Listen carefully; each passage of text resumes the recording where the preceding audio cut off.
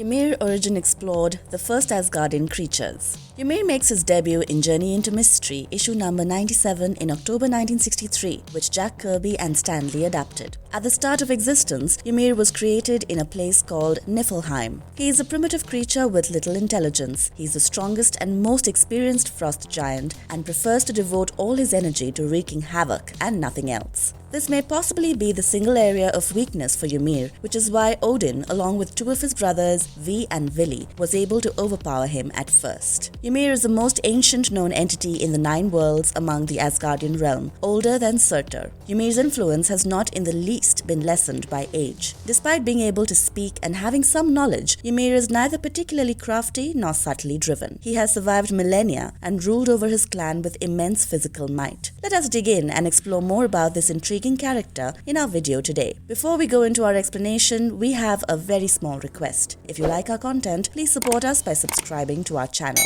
This is a small click for you, but for us, it means a lot. Thank you. Let's begin.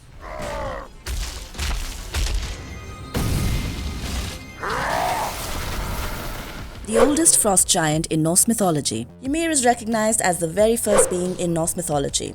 He was a giant made from water drops formed Niflheim's heat and Niflheim's ice mingled. He was revered as the founding figure of all frost giants. According to the Norse creation myth, his hermaphroditic body gave birth to creatures that would carry limitless generations. His journey came to a tragic conclusion, yet no one feels sorry for the giant because of his evil character. The earth and humankind were both created as a result of his death. The Norse origin myth begins similar to other creation tales. There was nothing in the beginning. Sand, sea, or waves were not present. Both heaven and earth were non-existent. Niflheim, however, existed much before the earth was formed. It had a spring inside that fed 12 rivers. Muspel, a scorching hot city in the southern region, was defended by a giant called Surt, who wielded a fiery sword. There was Ginnungagap up north. There, the rivers had frozen and there was ice all around. The ice in Ginnungagap thawed and began to leak as the warm air from Muspel reached it. The droplets grew heavier and started to take on the form of a man. This was Ymir's creation, the progenitor of all ice giants. The ice kept dripping until it ultimately took the shape of a cow. Her name was Odumla. The cow had 4 streams of milk that were constantly flowing and Ymir drank from them. The cow consumed the salty, rime-coated stones that were all around her.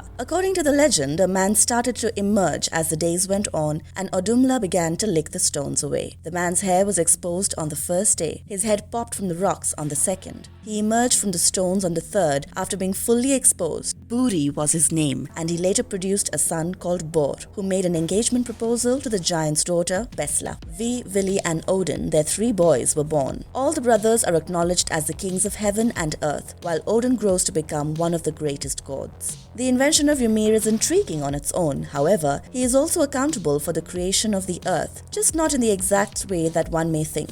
Ymir did not get married or have kids in the conventional sense. His myth, however, claims that he perspired as he slept. A female and male sprang from his arms from this sweat. His legs worked together to create a sun with 6 heads. Although Ymir was indeed a giant, the fact that his body was transformed into the earth and planks on the earth got transformed into people makes his existence partially accountable for the existence of the human race. For people who have heard it, the narrative of Ymir and his creation frequently serve as a lesson. His demise is thought to symbolize the harnessing of the untamed and indomitable energy inside mankind that is required to develop anything constructive. His passing also serves as a metaphor for how something ugly and disorderly may be transformed into something lovely.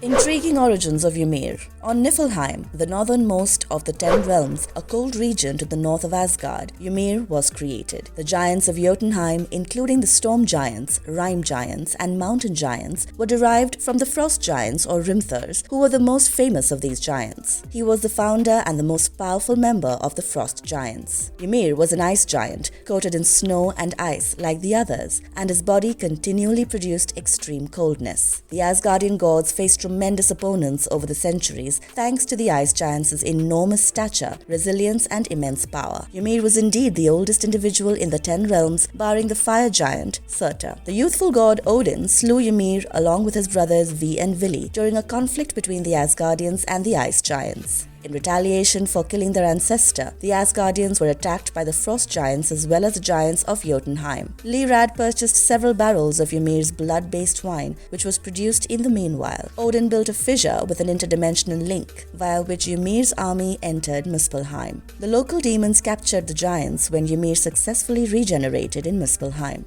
Then, in a volcanic region, Odin caught Ymir inside a circle of flame. Before 10,000 BC, humanity started to revere Ymir and his very first daughter as gods. These included the Vanir of Hyborian Vanaheim people, a race that would later have Ulysses' bloodstone. Conan the Barbarian also encountered Ateli, who professed to be Ymir's daughter and set Conan up for a trap. Before being struck, Conan was able to slay Ateli's frost giant brothers. Centuries later, in the present day, the Midgard Vanir kidnapped Iceman, belonging to the top class of X-Men, to use his abilities and sacrifice him to bring back Ymir, allowing them to govern a frozen Earth. The X-Men successfully saved Iceman with Donald Blake's assistance, but Ulf, the Ice Troll, a servant of Vanir, was sacrificed in Iceman's stead, reawakening Ymir. While Blake transformed into Thor, Ulf refused the Vanir. Ymir could now readily penetrate the spaces between worlds, making Earth's survival a more urgent concern, even if the Odinson were capable of stopping him and banishing him to Asgard's nether realm. Later, Belos of the Bold Eye fully returned him to his original form. Belos had killed the ice giants as infants in his hamlet and utilized their blood to finish the ritual before being slain by Utand and the other villagers. Both Ymir and Surtur were summoned to Earth by a representative of the mystical sect known as the Sons of Satanish, using the alleged spell of fire and ice. In Antarctica, Surtur caused mayhem as Ymir invaded Wakanda. Dr. Stephen Strange, the Sorcerer Supreme of Earth, utilized the Crystal of Conquest, which held a portion of the evil power of the demons Mephisto and Satanish, to magically bring Surtur and Ymir into their presence just before they were about to exchange blows. As a result of their weapons colliding, Ymir and Surtur momentarily neutralized each other's abilities and returned to their respective home dimensions, Ymir to Niflheim and Surtur to Muspelheim. Once more getting away, Ymir joined forces with frost giants, who were led by Bjorn the White, and storm giants, whom Grim Greybeard led. He attacked Asgard with a strike. However, Thor and Vidar, his brother, could stop him. Surtur assumed the identity of Odin when Ymir gained his freedom once more as part of a plot to ruin Asgard, and warned Heimdall about Ragnarok approaching and that Ymir needed to be stopped. Following the dispatch of soldiers to battle Ymir, Odin assumed the form of Surtur and engaged Ymir. Thor grabbed the Twilight Sword from the Sea of Eternal Night when Surtur and Ymir were engaged in a fight. Odin's influence over Surtur began to wane after Thor sparked the Eternal Flame with the Twilight Sword. Due to their conflict over the Twilight Sword, Surtur and Ymir were both taken into the Sea of Eternal Night and rendered eternally frozen. They stayed there for a very long time. Ymir reappeared on Manhattan in Midgard many years later under mysterious circumstances and used his abilities to combine Midgard and Niflheim. Ymir exiled the Avengers and the New Avengers to the space between the United Realms when they attempted to face him.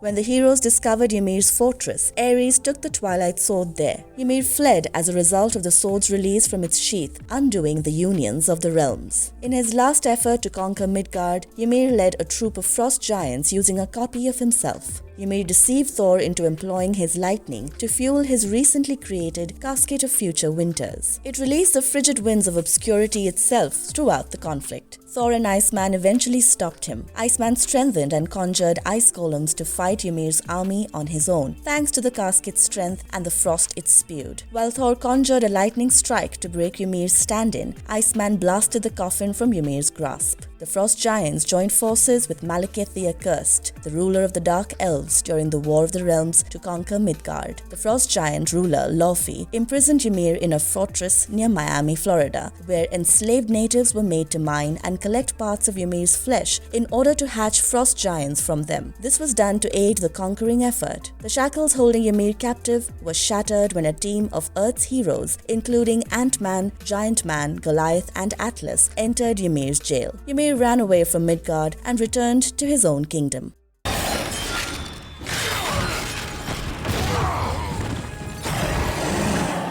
Ymir in Hulk and the Agents of Smash. Loki is in charge of the Frost Giants in a scheme to conquer the 9 worlds. Thor and the Hulks work together to prevent Loki, along with his army of ice giants, from completely freezing the planet. Thor and the Hulks are defeated by the icy winds and taken prisoner after fighting Loki. When Loki shows up, he reveals his plan and even says that he is unsure of what Thor finds in the humans. As Loki flees, She-Hulk bursts through the ice to release Thor and the Hulks. Thor and the Agents of Smash arrive at Loki's cavern as Loki unleashes his frost monsters on them after slaying the 3-headed ice serpent. After the ice was blocked up, Loki said that they had assisted in the release of Ymir, who would later help in bringing an eternal winter to Earth. Then, when the Hulks and Thor try to vanquish Ymir, Ymir assaults them. Scar was frozen as he repeatedly tried to stab Ymir and was stopped before he could strike the ground by an atom bomb. Thor informs the Hulk that they must identify Ymir's weak point. Scar's sword remains in Ymir when the Hulks strike the vulnerable area. She-Hulk moves both the warriors out of the path in time for Ymir to drop the atom bomb. Thor devises a scheme in which he and the Hulk assault Red Hulk for long enough to warm him up, then toss him in Ymir's direction, which breaks Ymir. After that, Thor unleashes his thunderbolt, shattering Ymir as Loki flees back to Jotunheim.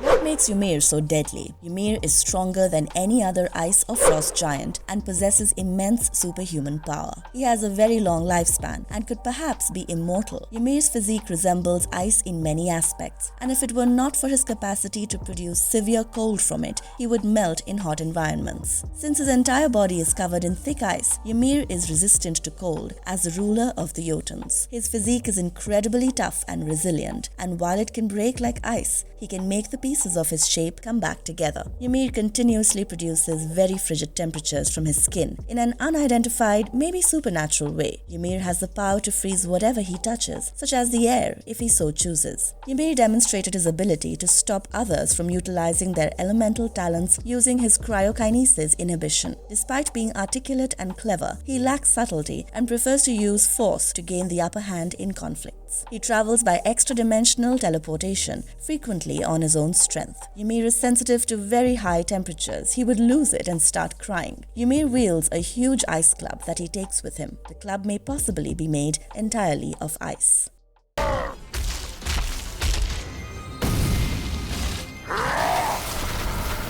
Marvelous appearance of Ymir in other media. John Stephenson provides the voice of Ymir in the Spider-Man and His Amazing Friends episode, The Vengeance of Loki. Ymir makes an appearance in the Fall of Asgard episode of The Avengers, Earth's Mightiest Heroes, and is voiced by Rick D. Wasserman. The Hulk and Agents of Smash episode, Hulks on Ice, features Ymir. As part of the Ice Giants' plan to impose an everlasting winter on Earth, Loki frees him from his confinement inside an ice volcano on Earth. Ymir makes an appearance in Contest of Champions Part 2 of the Ultimate Spider-Man Web Warriors episode. Grandmaster pits Blastar and Ymir against the heroes after Captain America, Spider-Man, Iron Fist and Red Hulk eliminate Sandman from the match of Capture the Flag. Captain America was eliminated from the game by Ymir before Red Hulk would thaw him. While claiming the flag, Spider-Man remained to face Ymir after Blastar, Red Hulk and Iron Fist were eliminated from the game. By utilizing an electric cable on Ymir, Spider-Man was able to defeat him. Fred Tatasciore voices Ymir in the Marvel Superhero Adventures Frostfight holiday television special. He works with Loki to usurp Santa Claus's abilities. Marvelous verdict. Theme-wise, Ymir represents the primordial chaos, which is also known as Gunanga Gap's impersonal vacuum. Given that giants typically play this function in Norse myth, it is quite appropriate for Ymir to serve as a giant's progenitor. The giants, however, are more than simply destructive entities. They are the elements of shapeless chaos, who constantly pose a danger to taint and finally destroy the established order of the gods, and they succeed at Ragnarok. Another, more poetic embodiment of this function as the incarnation of primordial chaos is provided by Ymir's name. Remember that Ymir means screamer? The gods were, figuratively speaking, creating words out of a scream by taking formless matter represented by Ymir's body and giving it shape. And if you liked our content, don't forget to leave a like and subscribe to us if you haven't already. Have a good one and be safe. Thanks everyone. This calls for a new strategy. Bye.